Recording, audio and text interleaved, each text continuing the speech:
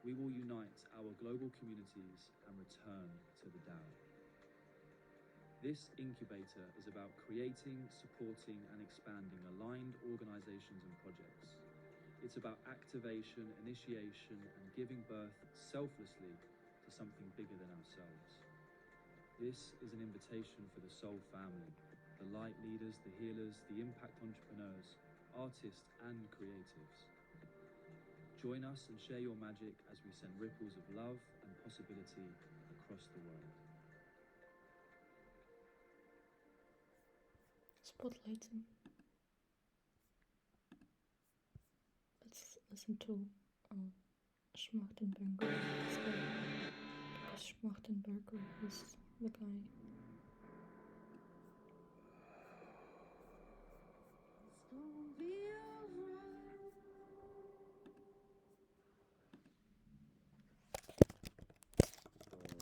Everyone.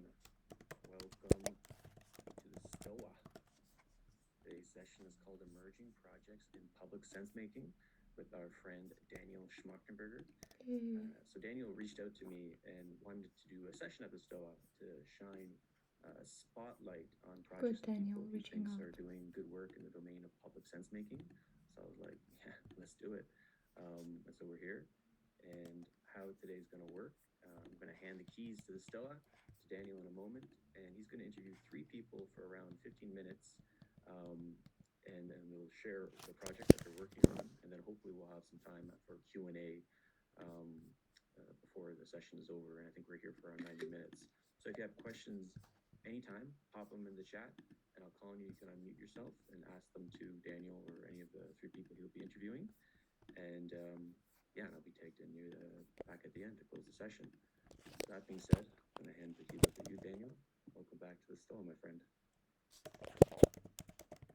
Happy to be here. It's good to see you, Peter.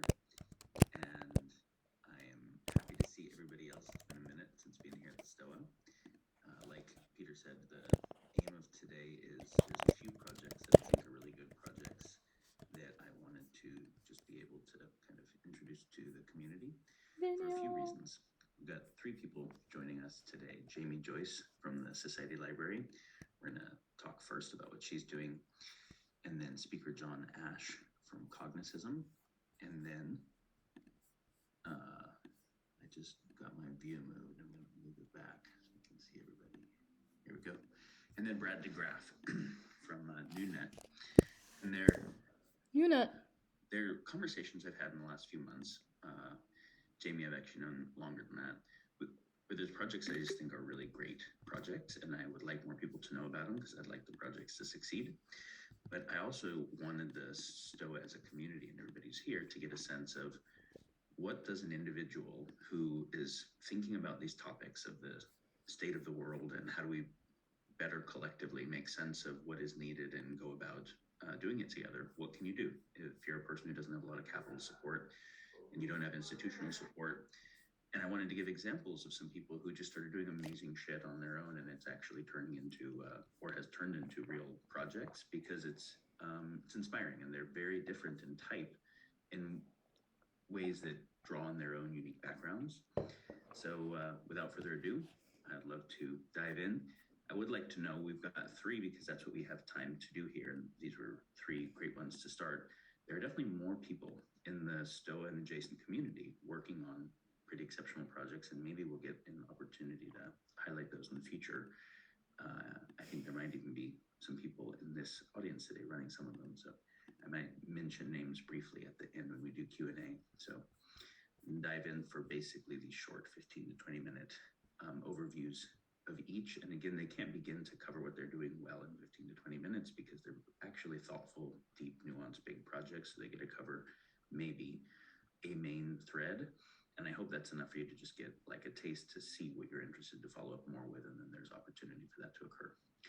So Jamie, welcome. Can you hear and can we hear you? I can hear you. Hopefully you can hear me. Indeed. You at your Berkeley office? I am. Mm-hmm. Yes. So Jamie started the Society Library, and there's a lot of people, and she will do a good job as a leader does of saying we more than I most of the time. but she really started the fucking thing by herself and like a huge force of will to make it happen. And Daniel's cursing? a huge force What? of will is one of the things that it requires to make anything meaningful happen. Noticing it The second Society time. Come Library on, is still Daniel. small as an Don't institution, curse. It's but has fine. already done very real stuff and like getting to help policy for grid security and nuclear energy and like real things with big players. So just to have that sense as you're hearing about her, Jamie, you have something to share with us as an intro for what some of the main things Society Library is working on are. Yeah. So I don't know, Daniel, do you want me to set the stage about the problems we're looking to solve, or just dive right into what we do?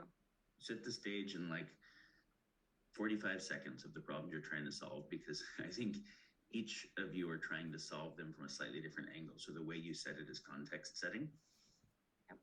Okay, so like Daniel said, many of the people who are in the audience, but also my co-panelists, are working on solving a number of different problems related to not only the information environment, but also our internal ability to be able to process information. And I think it's accurate to say that each one of us, Brad, John, and I, are working on ways to extend our cognitive senses, to essentially give new sight and vision and lenses to see the nature of problems through the information that's accessible to us. So the way the Society Library is working on these issues is to deal with the fact that there is so much information to process. A lot of it is obfuscated. A lot of it is not high quality. Links get broken. Sources aren't cited in news articles and scholarly works and all across the web and world. So there's this mass distribution of content across so many different platforms, not only like TikToks and tweets and social media, but also government agency documentation and scholarly works and books and textbooks that have been generated through time. And it's an impossible task to ask people to sort through all of this information or to find the relevant bits to construct in order to understand a social and political problem. So like Daniel said, the Society Library has worked on a number of different projects. We do political decision-making models, work on educational curricula, we've written and deconstructed legislation. But today, I would actually like to talk to you about the main mission of the Society Library, which is creating a new kind of digital library system to serve society. And it is also one of the most complex, technically difficult, and expensive things to accomplish. But if Daniel's interested, I'm happy to actually show you exactly what that looks like today, as we are about to launch our first collection, and also talk about the process of how we go about gathering all this knowledge from different forms of media, extracting arguments and claims, and structuring that content for you. Again, maybe 45 seconds worth of what a library is relative to an open society, because I think that's not necessarily obvious for everybody, and why we need a digital form of library to do that now. Got it. So libraries have been companions to advanced civilizations for a very long time. If you are going to participate in an open society or even a democracy, it's expected that you are to some degree informed. And you have like an inclusive understanding of the different perspectives at the table in order for you to make a free choice about where to vote or where to spend your money or who to advocate for to represent you.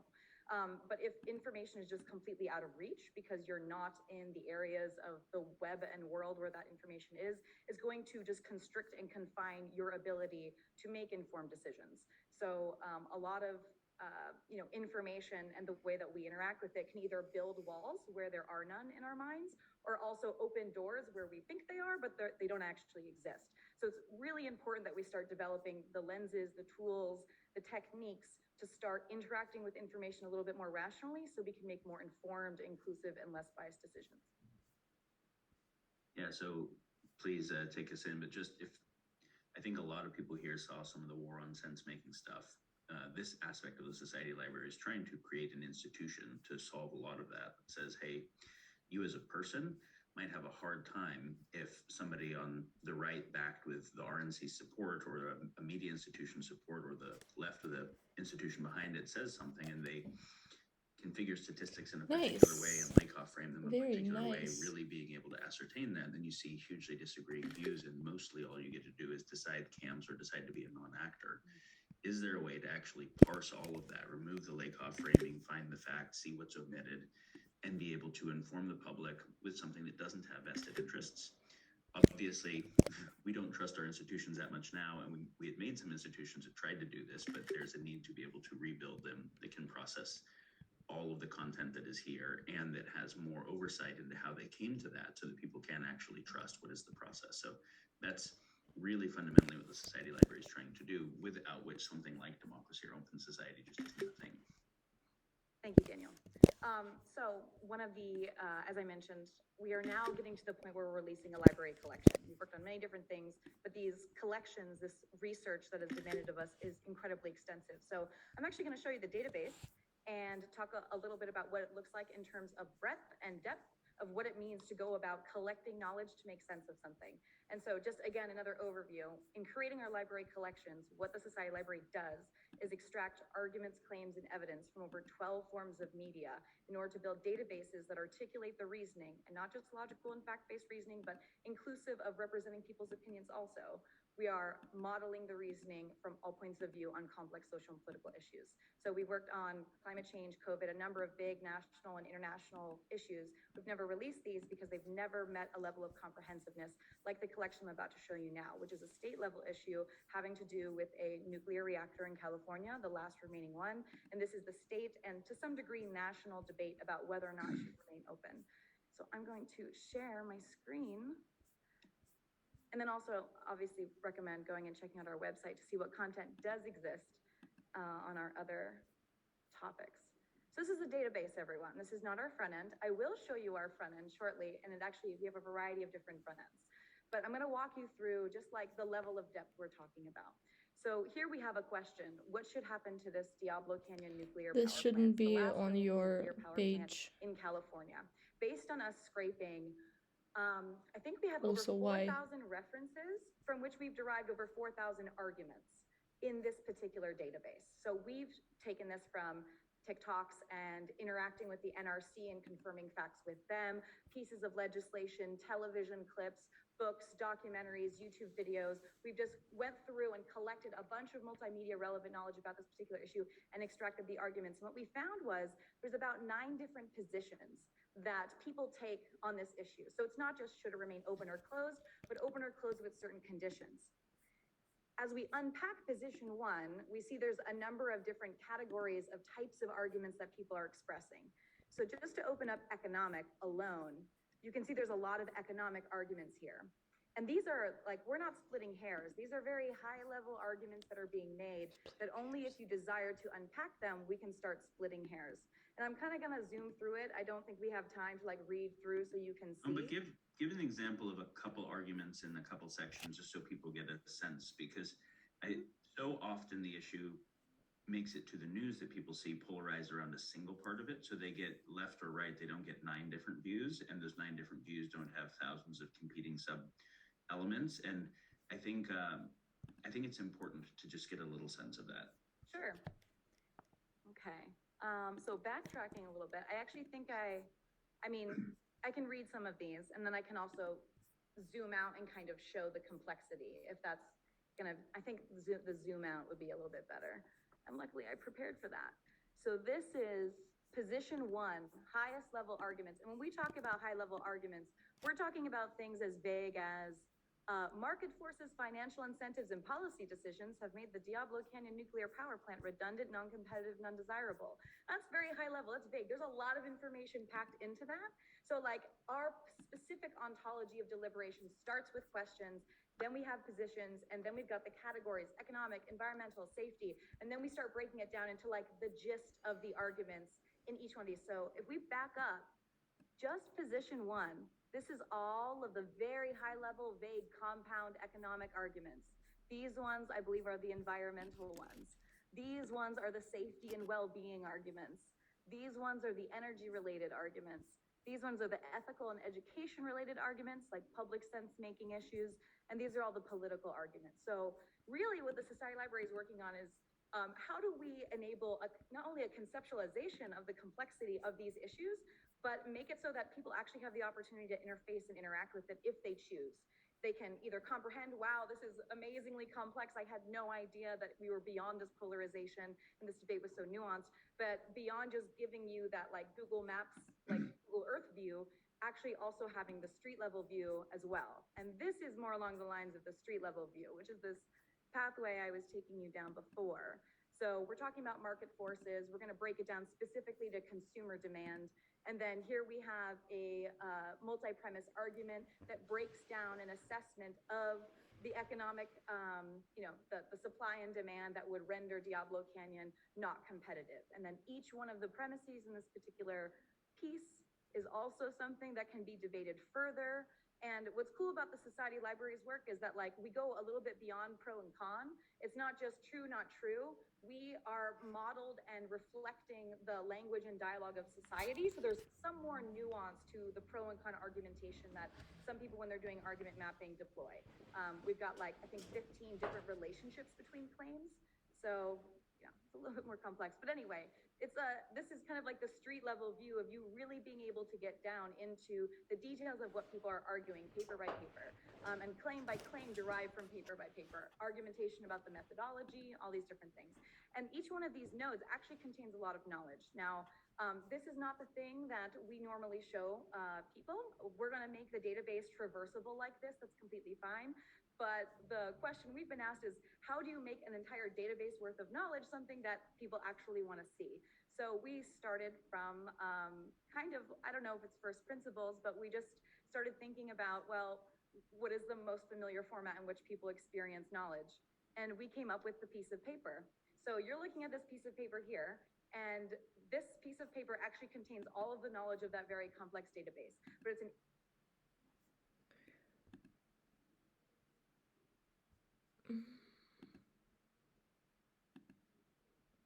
I want to hear Daniel speak, not some random people he selects to, get to chat.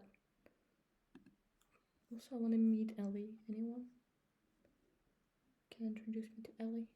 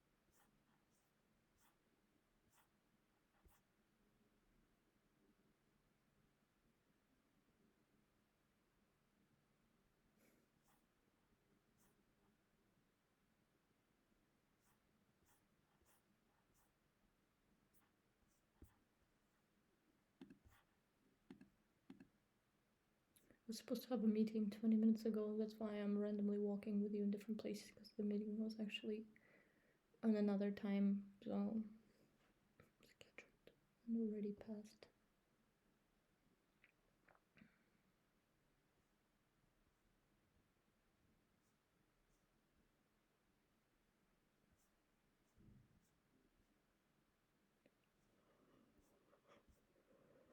Everyone's talking about meaning. What do you mean by meanings?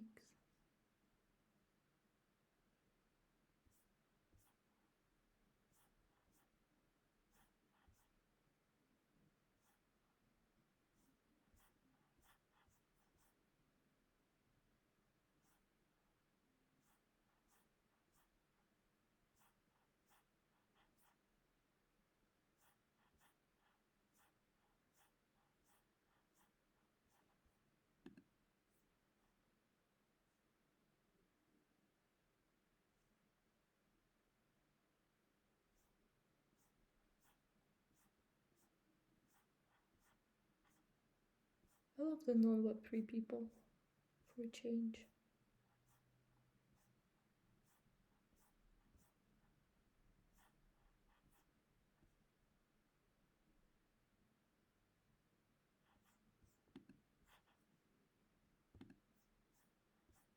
Oh yeah, we love this guy.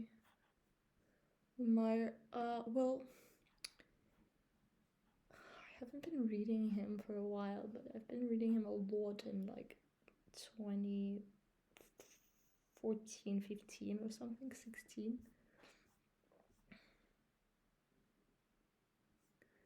Yeah, I was going to say that Jupyter is smarter than AI, you know what I mean?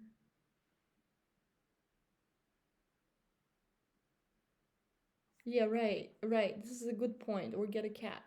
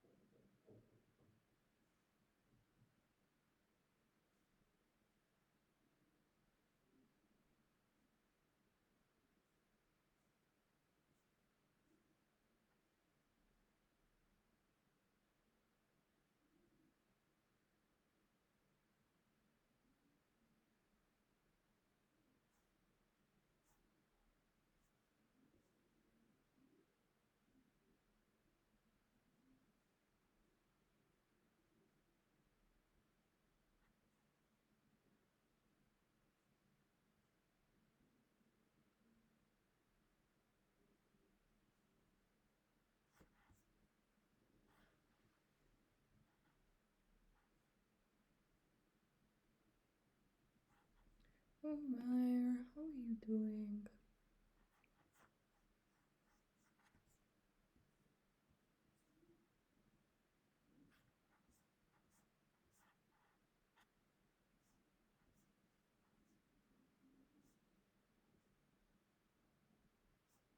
He's so productive.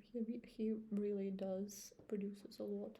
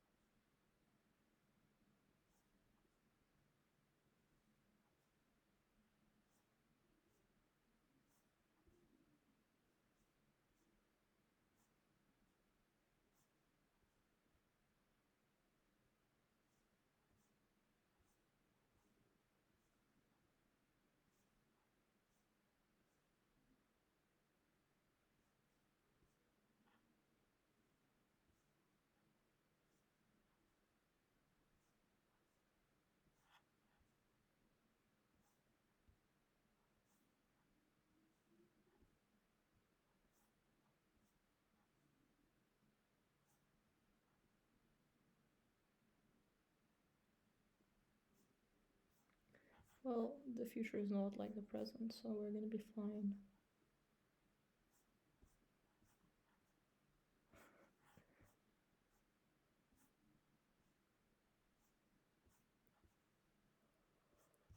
Okay.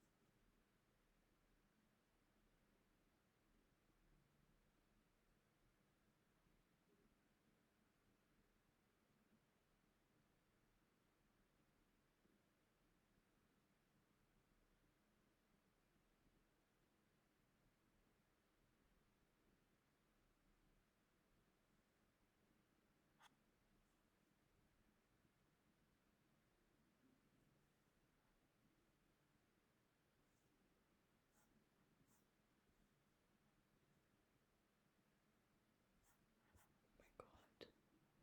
Terrible.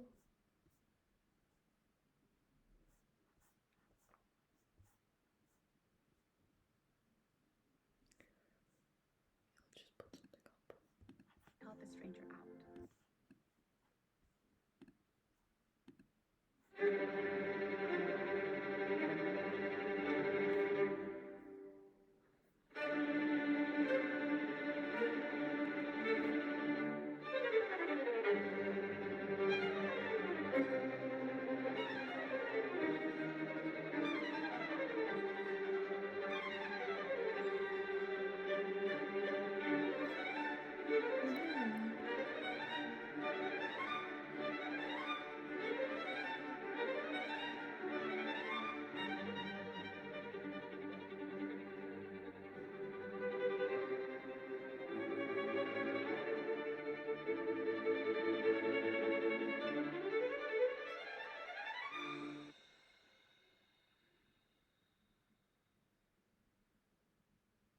Too long of a pause.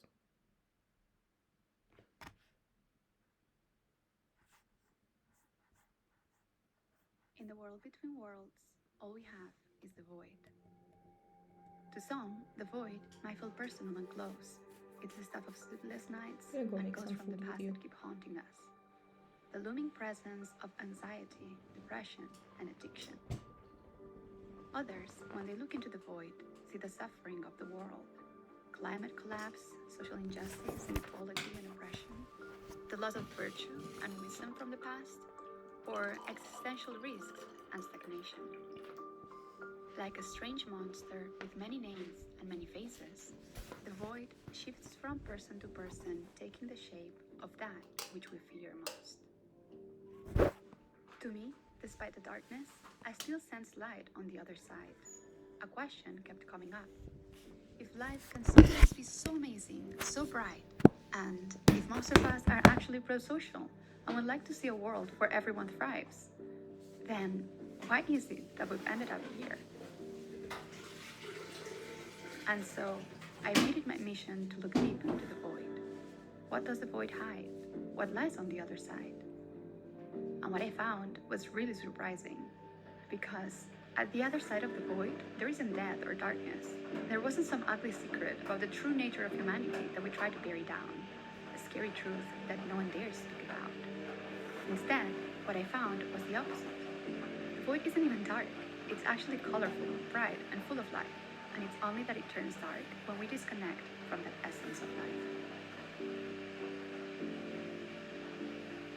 This is a story about why the light often goes dark, and what can we do to claim it back, both in our personal lives and in the systems that shape us. But more importantly, it's about building a future where this light always shines bright.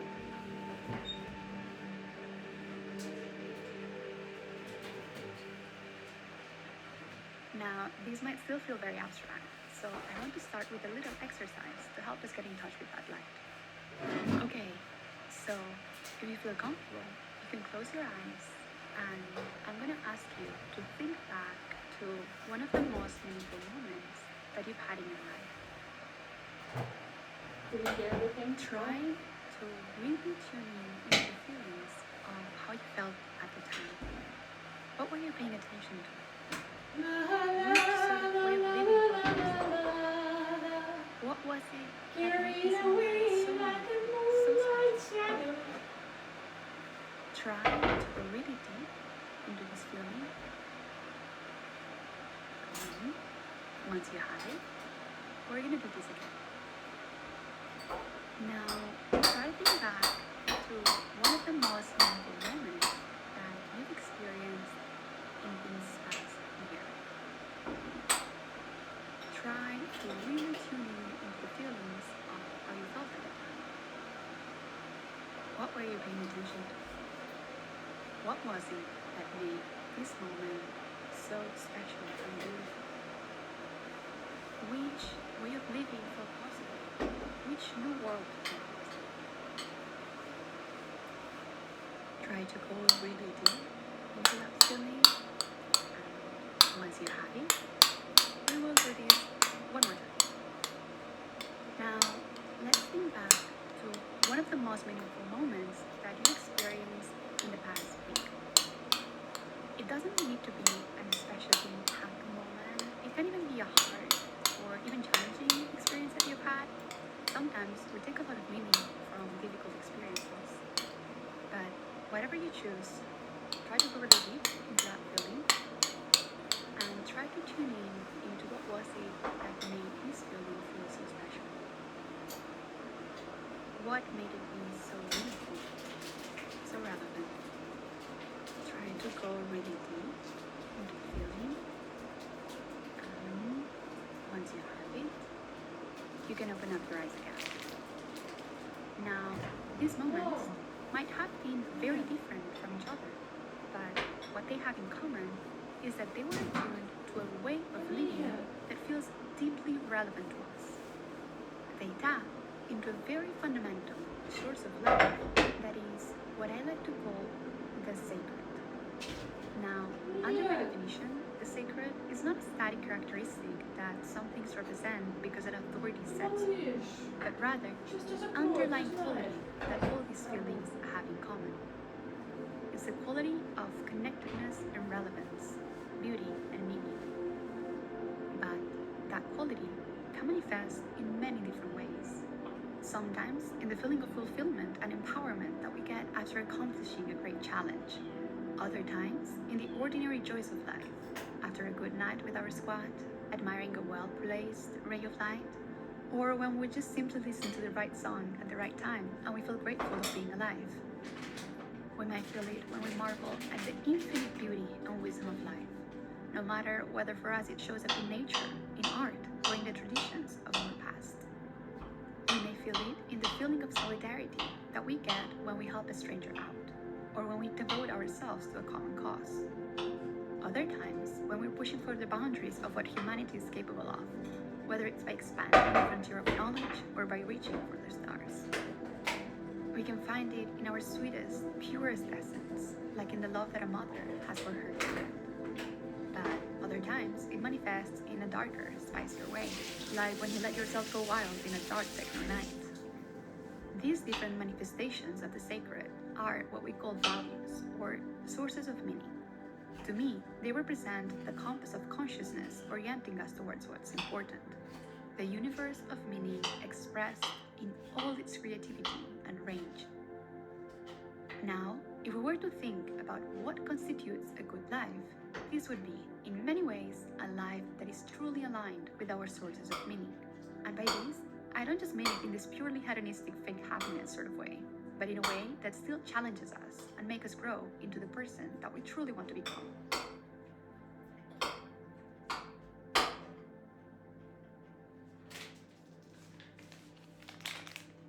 Now, in order to experience our sources of meaning, we need containers.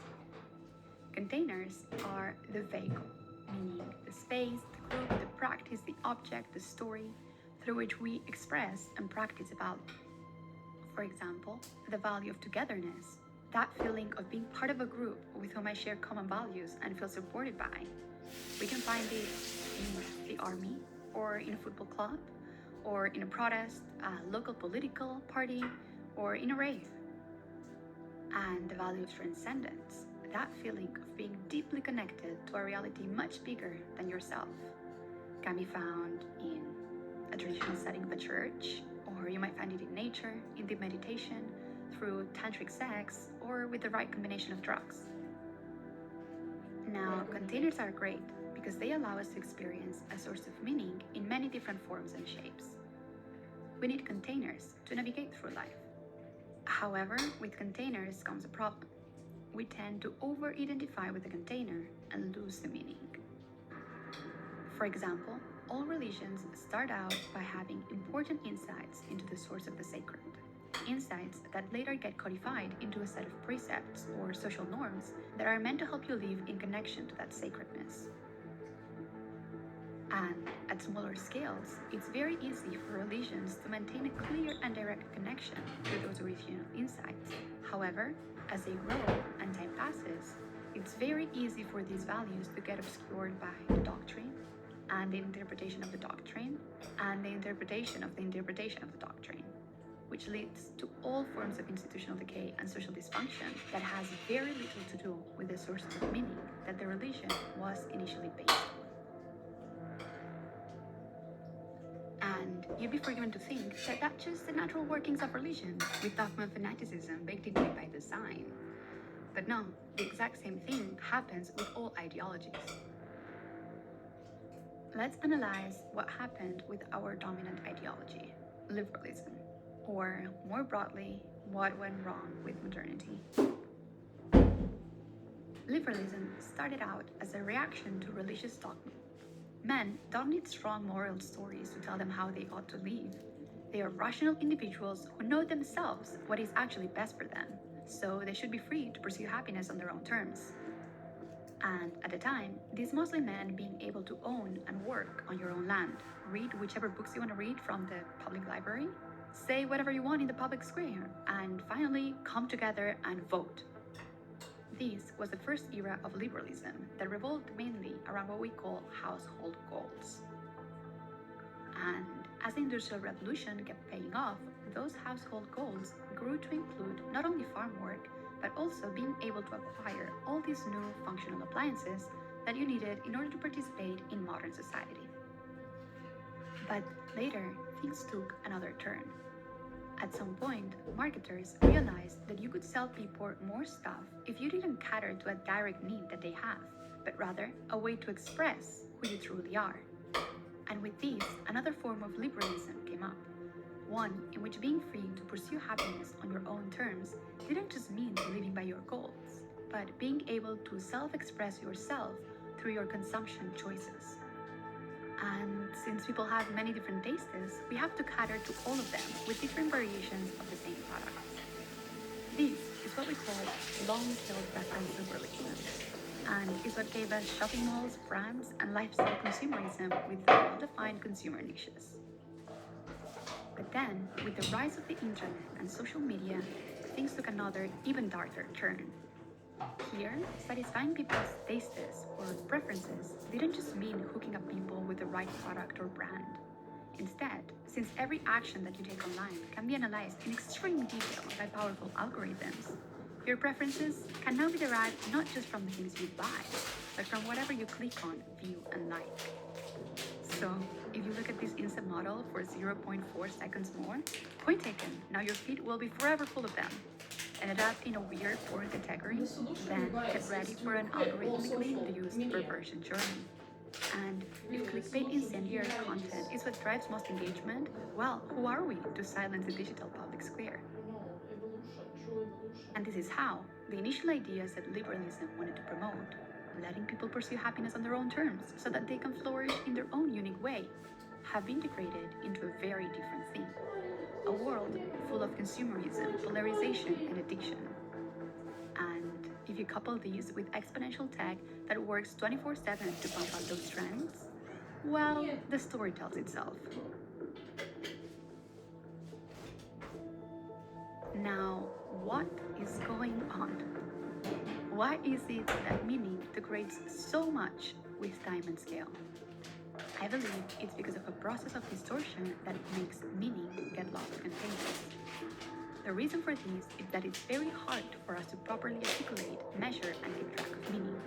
Of course, it's much easier to measure follows and likes than if people are getting actual community or creative expression.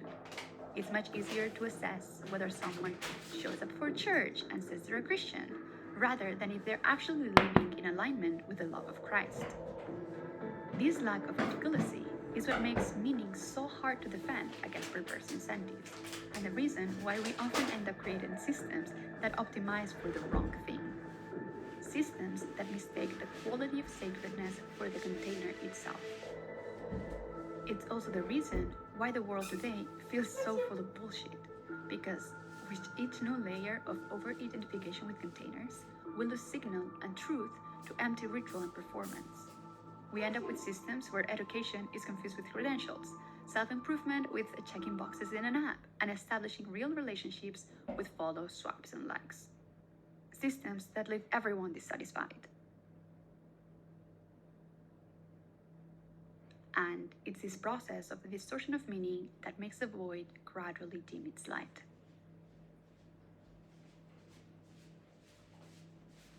And it gets worse, because this process also exacerbates ideological conflict and political polarization, which, in turn, makes it much harder for us to be able to address the problems we face.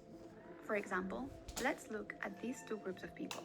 On one hand, we have Trump supporters, and on the other hand, social justice activists. Now, in our current climate, the mere mention of one group to the other is enough to set off a rage rampage. It's impossible to imagine them having a normal conversation, and much less coordinating together to solve big problems. This is why it feels like the only way to get what you want, to really be able to live the way that you want to live, is by fighting the other side and gaining power over them. I believe a big part of what's driving this dynamic is that we're over-identifying with their container, whether that's their political party, social identity, or the policies that they stand behind. Now, I'm not saying that this conflict is entirely made up, or that containers are simply arbitrary labels that we could easily let go of. No, the truth is that containers always stand for certain sources of meaning. And in this case, behind Trump supporters, we can probably find values like caring about life in overlooked small communities, what's known as small town America, or honoring the dignity of blue-collar values, or protecting those in my immediate community. And behind social justice activists, we can probably find values like honoring the wisdom of diverse voices and experiences, or caring for marginalized small communities, or creating spaces that let people show up as their full, authentic selves. Now, I believe that if we were able to get articulate about meaning, we'd find that sometimes some of the values might be more compatible than what it initially seems like. For example, these two groups seem to both care about making space for voices outside of the mainstream and caring for overlooked communities. But the thing about emphasizing meaning instead of containers is that even when you don't share them, they are much easier to empathize with. On the other hand, when the conversation is entirely fixated on containers, not only we become much more polarized, but end up in a situation where no one across the political spectrum actually feels seen or understood. Are containers Because like considered behind to be every container, no matter how algorithms? outrageous it might seem at first, there is always a platforms? kernel of truth. So imagine, how different would the conversation be if we were focused on meaning? Of course, it wouldn't mean that we'd suddenly agree on everything, because conflict is an inherent part of life. However, we'd be able to see each other in a very different light, one that empathizes our shared humanity and quest for meaning. And with this, I believe we'd experience a renewed sense of social trust, in a way that even when there's conflict, even when there's disagreements, it would still be much easier for us to understand each other and find creative solutions to our challenges. Now, of course, none of what I'm talking about is exactly no problem. The truth is that we've never had completely values-aligned, bullshit-free ideologies, and over-identification with containers is a problem as old as time. So this hasn't changed. What is new then is how high the stakes are now, because our civilization has become enormously powerful, with more and more aspects of our society being run by increasingly powerful technologies. Technologies that are all trying to optimize for something: engagement, consumption, profit. And so, no matter whether we're talking about the algorithms that run teenage social media or the mechanisms behind complex financial systems, today, any misalignment with our values is already being exponentially magnified. No wonder why the void suddenly seems so dark. And this is why the question of what's good, what should we optimize for, matters now more than ever. Because, as it's often said, if we Should we want the power of the optimize for gods, we also need the anything? wisdom of the gods. Can we just leave life, please? So, what signal do we want to amplify? Will we amplify systems designed for the most shallow or the most beautiful part of ourselves? Do we want a world that optimizes for paperclips or one that optimizes for meaning?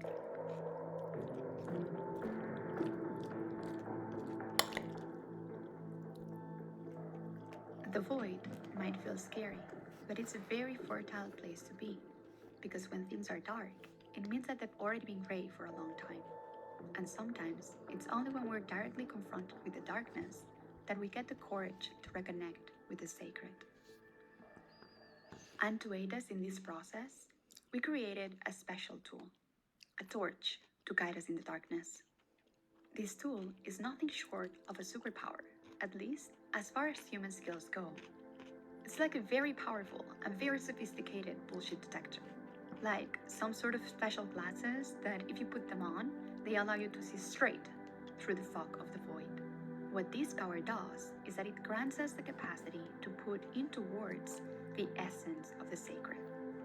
It allows us to speak about meaning not in these vague one-word terms that corporate boards use as decoration, but rather in a way that allows us to very specifically point out to the ultimate thing, the ultimate quality that really matters to us, with the refinement of a sommelier talking about the delicate notes in wine, or how a painter can distinguish between the subtleties of color. And why is this such a big deal? Well, because we can only create the realities we can name. You've probably had this experience before, when you discover a new concept and it appears to suddenly pop up Language. everywhere Comes down to in language. a way that it illuminates a new understanding of the world and how you interact with it. Well, with values articulacy, we learn to see the world through the lenses of what's most meaningful to us, in a way where it becomes much easier to distinguish between meaning and containers. At a personal level, this allows us to tell meaning apart from social norms, whatever the world tells us that we should want or do, so that we get much more clarity on the things that actually matter to us, what we feel our purpose to be, the types of relationships we want to have, environments we thrive in, this giving us a renewed sense of agency and direction in life. But this isn't just useful at the personal level, because when we apply these lenses to the systems that we're in, it allows us to discover a hidden world of meaning. For example, today, when we think about democracy, we often think about it in its most shallow expression, as simply the act of throwing a paper in a ballot every 4 years. But if we were able to articulate the meaning behind it properly, we could see that it's actually made up of values like the faith in people that comes when new wisdom and insights emerge from people deliberating on important civic and moral questions, or the sense of democratic entrepreneurial action that comes when people actively engage and take action in the shaping of their communities.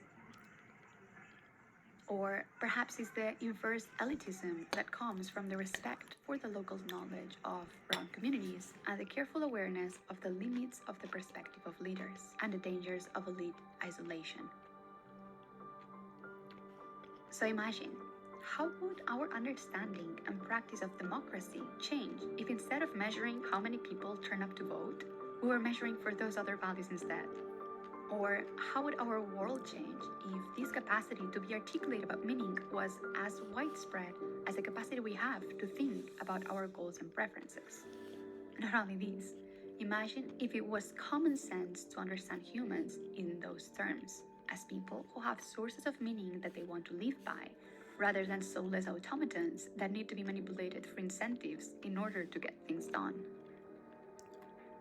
I believe a radical new world of possibility would open up, in the same way that the understanding of humans as rational, utility maximizing individuals opened the door to envisioning and creating the institutions that shape the modern age, like markets and democracies. And this is where the important part comes, because once we're meaning articulate, it's time to redesign the world around what's most precious to us. Think about your job. How would your product or service change if it was trying to honor the sources of meaning of the people that you're trying to serve? And if we zoom out, how would the market change if everyone did the same? Or think about your time in school and try to picture how different would that have been if it had been designed around you and your classmates' sources of meaning. Or imagine how much creativity, innovation, and beauty we could unlock if the leading institutions in science and the art world encouraged wild curiosity and experimentation instead of accumulating right takes on the current thing. Or how would it feel to know that AI really is on our side because it actually understands what our sources of meaning are and only works in service to what's meaningful for us? But don't stop here. Imagine even more. In a world built around meaning, how would our own lives change? How would our sense of identity and ways of relating with each other change if, instead of thinking of ourselves as our job titles or consumers of certain lifestyles, oppressors or oppressed, we defined ourselves by the things that are most meaningful to us? And now stop imagining, because what I'm describing is not a utopia or a faraway dream, but a reality that's already here. This change has already started, and there's already hundreds of people working towards a world like this. Perhaps you're one of them too. What we want is to accelerate this work that's already being done with a few innovations. Innovations that can help us ensure that meaning doesn't get lost in bad containers, that the void doesn't turn dark. The first innovation is about designing for meaning. It's about developing surveys, metrics, and tools that show when people's lives are richly meaningful, or in which cases meaning degrades. These metrics can inform new ways of designing things, organizations, apps, community structures, to stay meaningful, and to redesign them when the meaning fades. This is what Joe's talk is about, so if you're curious about that, go check it out. The second innovation has to do with using AI to help align society with meaning. We're doing this by using trained language models to help people articulate their sources of meaning, and from that, building recommender systems that help people connect with whatever they need to live their most meaningful life. These innovations constitute the basis for our vision of helping replace the consumption and attention economies with an economy of meaning. But they also help pave the way for a third innovation, an innovation of a different kind, but of equal power. I'm talking about a new social vision, a new cultural myth or story about our lives, identities, and how we all fit together in this new meaning-centric world. A vision that can inspire new communities, practices, and rituals that help us realize and stay in touch with this new story.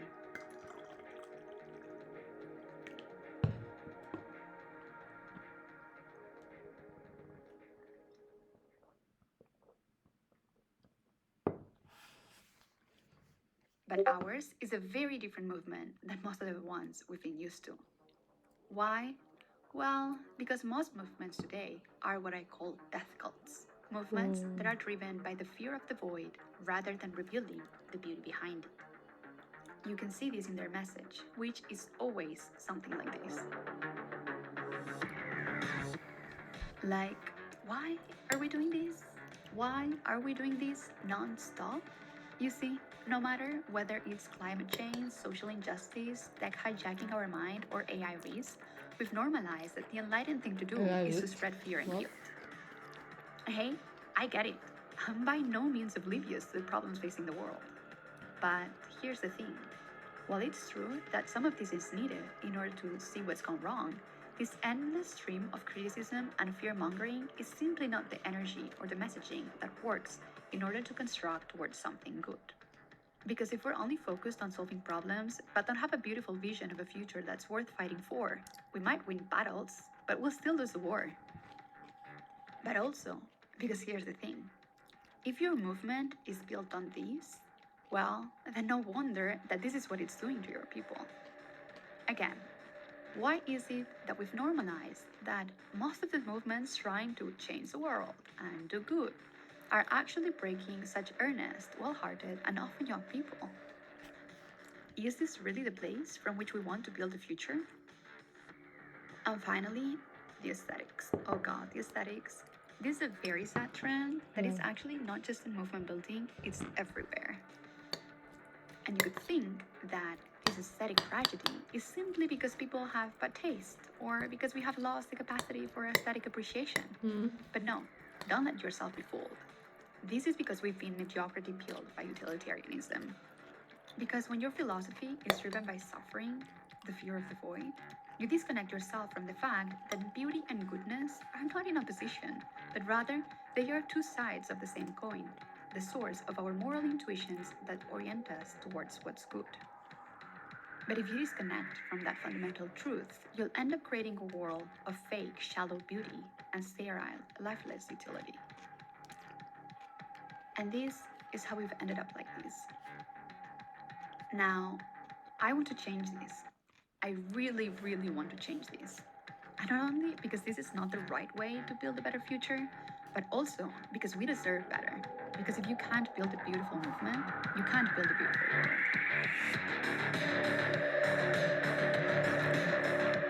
My love's boring as fuck. It doesn't presuppose that there is one right thing that everyone should do and that we should rile up everyone to, and you're either on our team or against.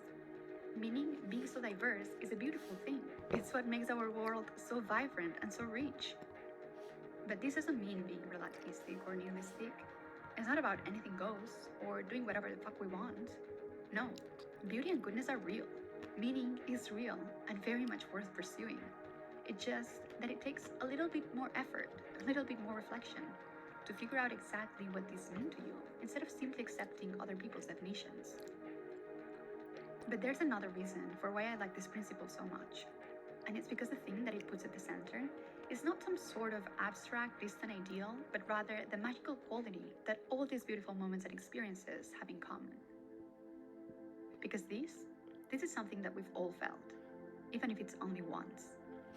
We've all felt those moments where we get a glimpse of something different, something beautiful, something true. And you see, for me, the biggest tragedy of humanity is not Moloch with its misaligned incentives, the original sin that's making us evil, not even the Buddhist universal suffering. No, for me, the biggest tragedy of humanity was the moment that we decided that this wasn't how ordinary life is supposed to feel like. That was the moment where we resigned ourselves to grayness. And once you've resigned to grayness, it's just a matter of time before things get dark. That is a real tragedy of humankind.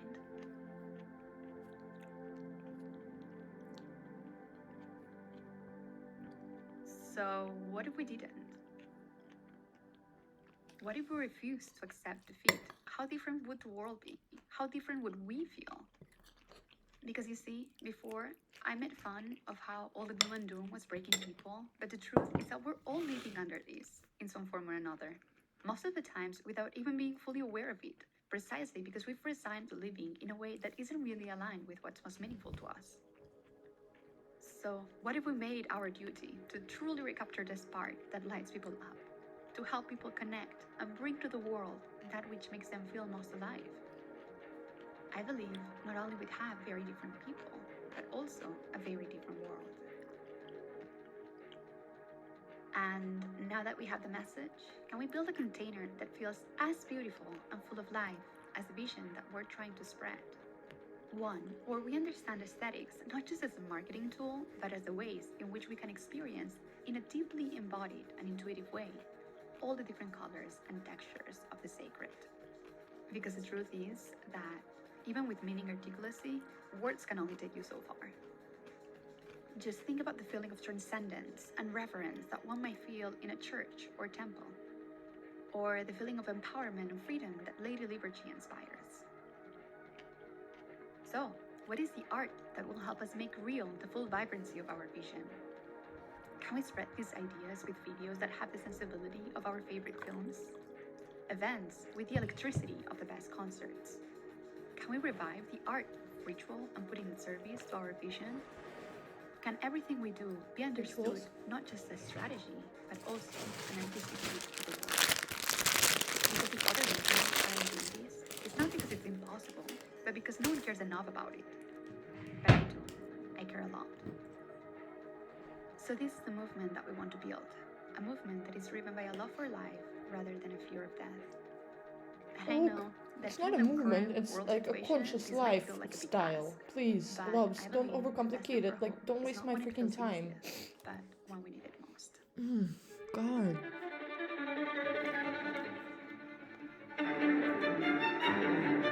Just not the music, huh?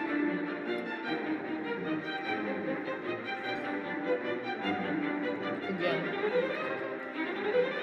Again. Again.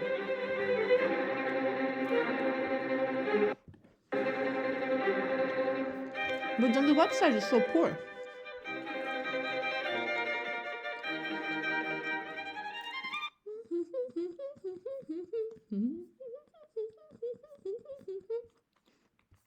The website is like, what? 1 centimeter of my Notion is better than this website. Deeper. Oh my god. Why I'm so disappointed in humanity, even when it's like nice initiatives.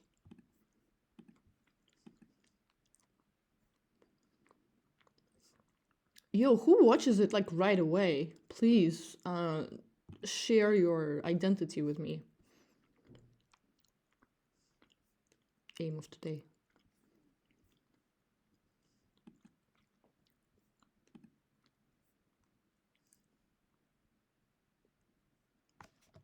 Most of us sense that something's wrong with social media.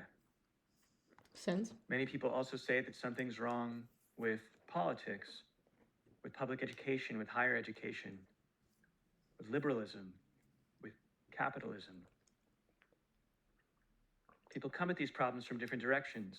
Some of them come from climate change, others from coordination failure, decline of state capacity, geopolitics. I came at them from social media. See, I used to be an optimist. In 2008, I worked at Couchsurfing, and it was Nice. growing fast, and so was Meetup.com and Wikipedia. Flash mobs were booming. Does anyone remember Improv Everywhere? Mm-hmm. And it seemed to me, and to many others, It was that happy the internet times. was bringing us a better economy. People Totally. were working together on giant projects like Couchsurfing, Wikipedia, and Linux. I was a true believer. Love would be the new motivator. Money would fade away. So, in retrospect, that was pretty naive. By 2012, I'd sobered up. By then, Facebook's newsfeed and YouTube had not only replaced TV, but added hours of screen time per day per person. It was the attention economy. And in Alarm, with Tristan Harris and others, I co-founded the Center for Humane Tech. Actually, it wasn't called the Center for Humane Tech, not at first. It was called Time Well Spent. This was part of my proposal to fix the problem. At Couchsurfing, we tried to maximize the amount of meaningful time our users spent with each other, rather than any measure of transactions.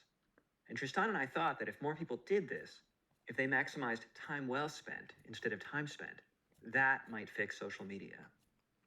Now, it turns out that was still naive. I was young, and I thought the problems around me were about the things I already knew about technology, metrics, companies. But it goes a lot deeper than that. There are many ways to say what the problem is, to say what markets, democracies, and so on are failing at. In this talk, I want to use an unfamiliar lens for this, an economic one. I'll say that they're failing to meet certain kinds of demand.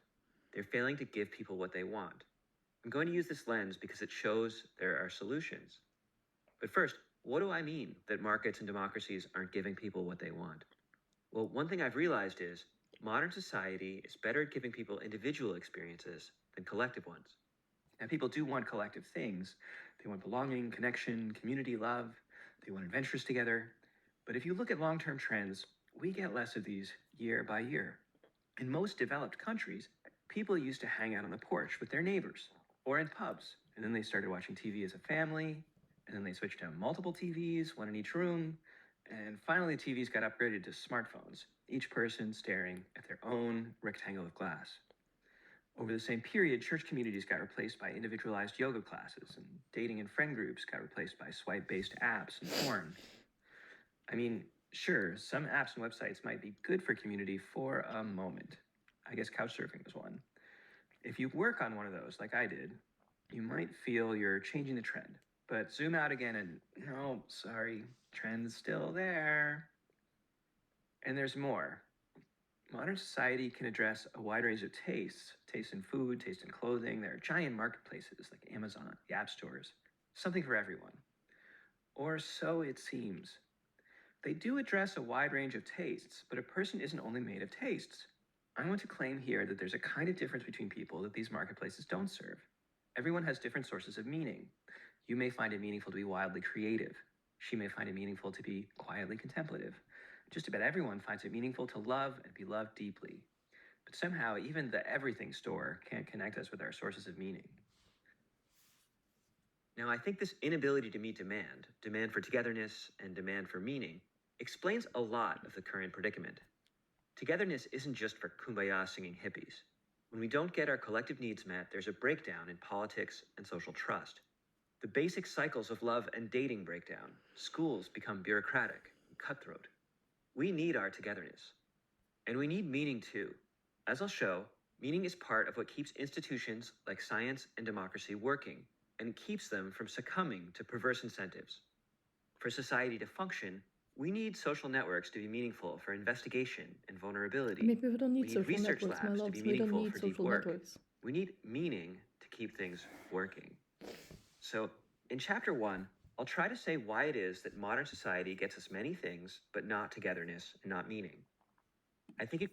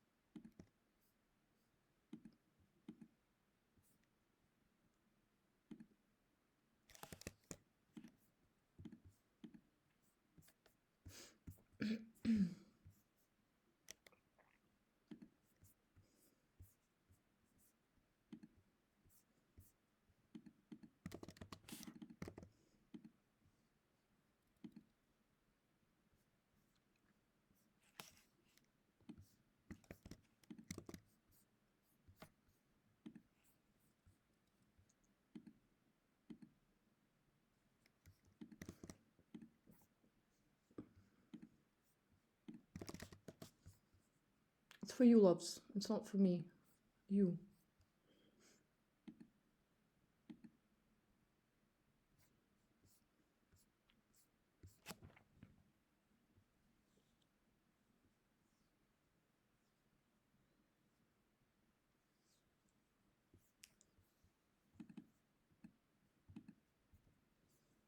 Completely disagree, Balaji. Like, that's the thing, Balaji. You're cute, but I disagree with you.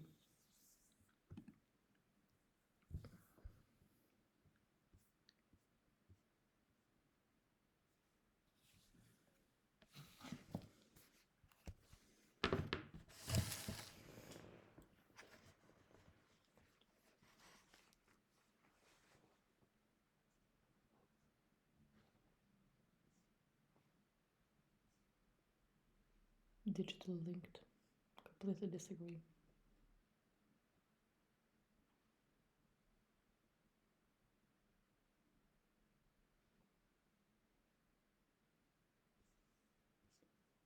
I can't believe that I have to explain a certain basic fact to us at the speech about the network states that is to come. I can't believe that we are buying into a story that this is what network state can be.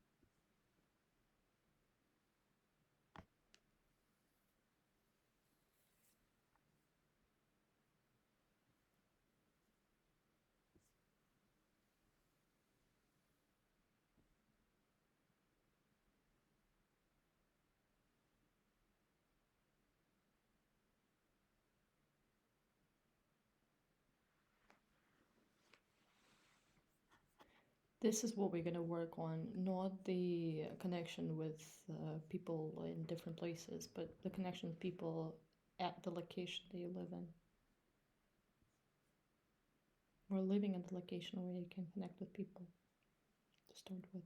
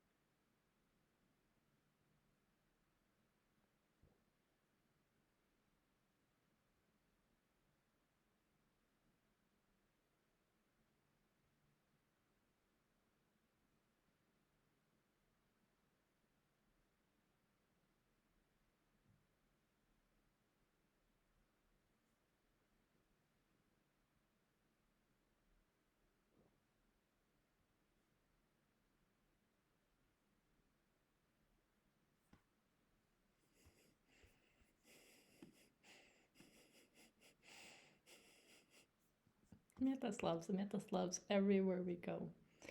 We are here, we're there, we're everywhere.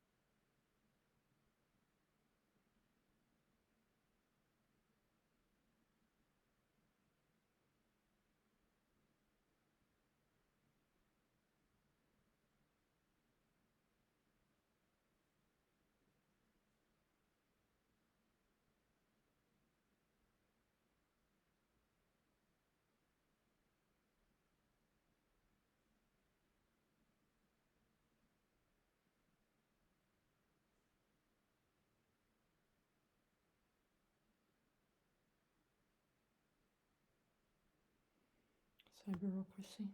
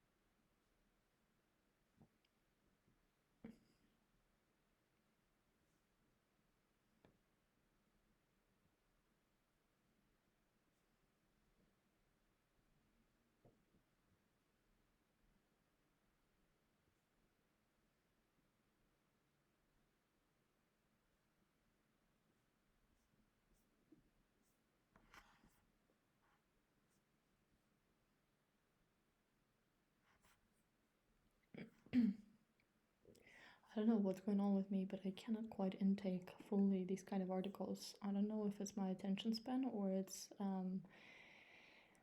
how the data is presented, but I just feel not only bored. I don't feel this is of any value, but maybe it's valuable to you. But I don't know.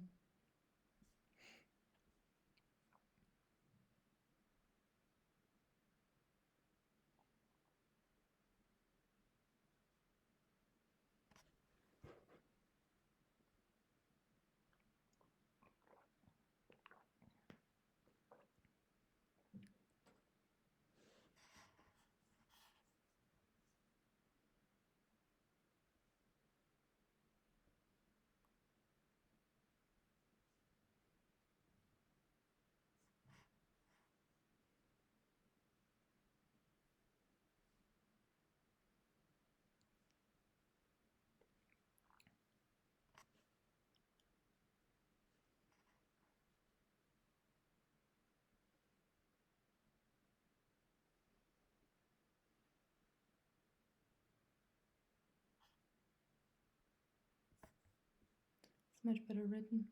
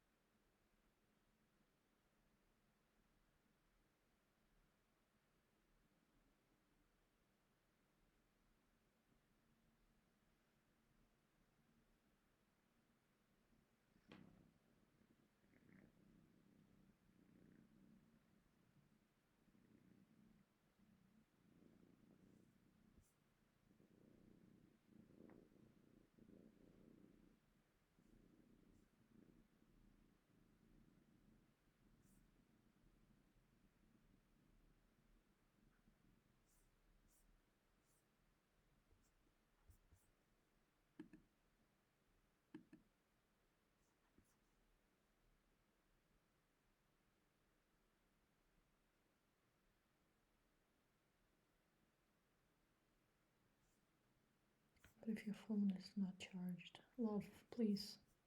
Shut the fuck up. Technology is not helping us.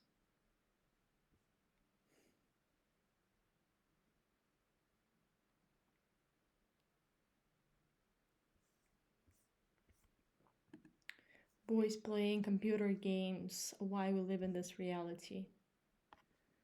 Don't even like computer games. Don't even like games so much, to be very honest.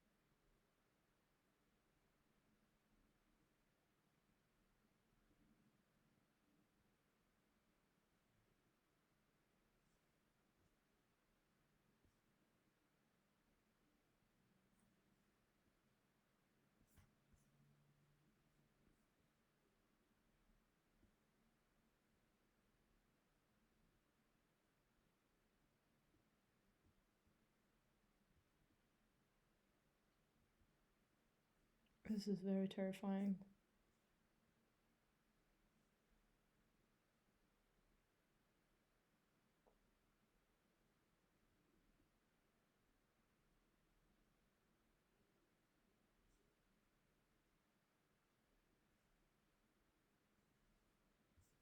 Terrifying, absolutely not interesting.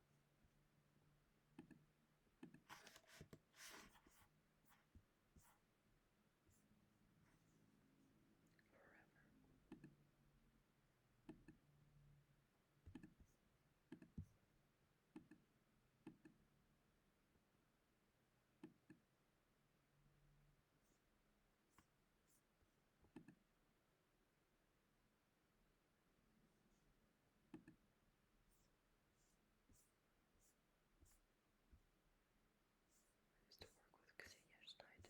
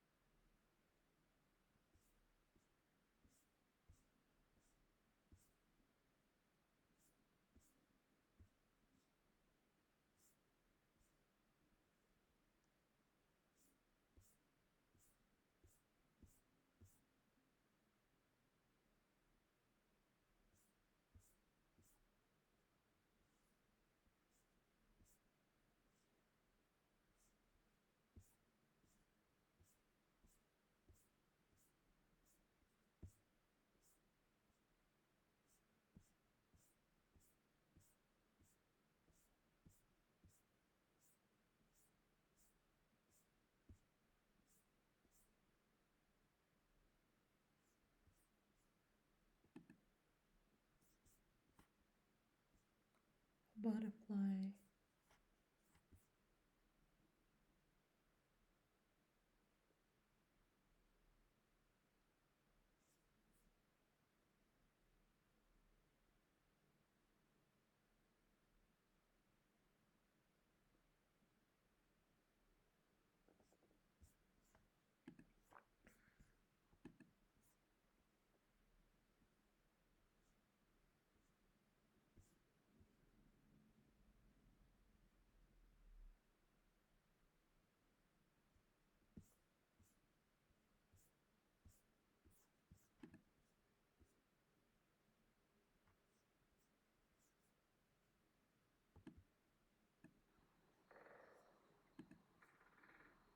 Faytopia is a very special place. I mean, it literally feels like a walking dream. There's a beautiful forest all around. You're living in a castle. I just feel the world, the earth. I can see the sky a bit more clearly. And you have all of these magical people who are working on very different fields of study or thought or art.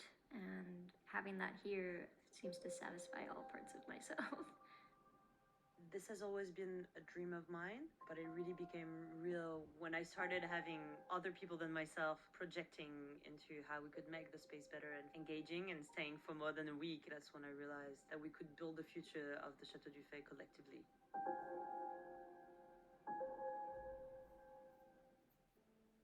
I believe that Jess has a really unique vision for Fay, and it might have been inspired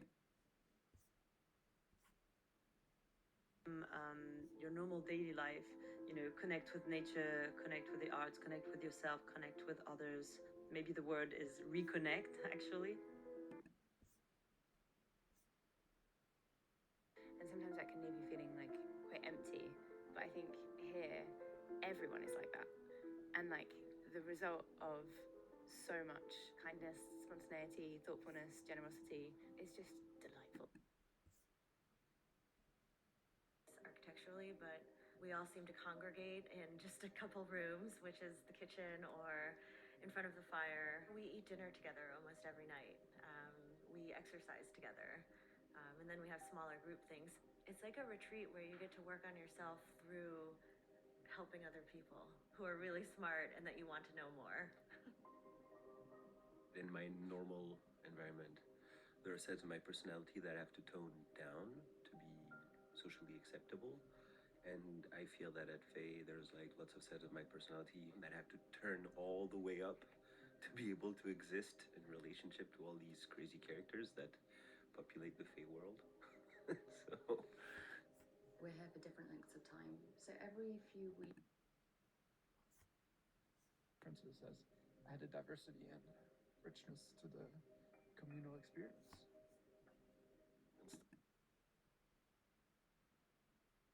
I had this thing for the past months where I could feel that my jaw was so tight and I had to remind myself to let go. And so here I feel my body is looser. You have an idea, you don't even discuss it. You go right away to the execution stage and everyone comes with you. People like are excited about it, they value it. La tolérance et de l'entraide présent dans Faytopia. Le monde est makers, and when we combine the things together, what allows us is then to kind of foster and trigger projects from this, you know, and build a Super cute.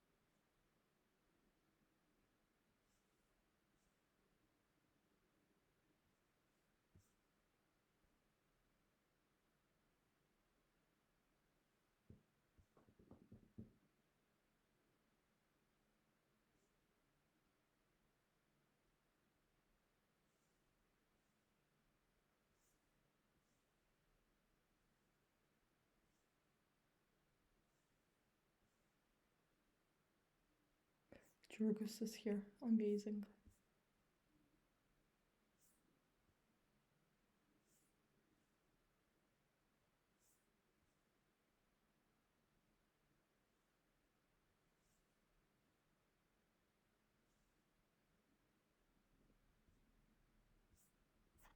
Good.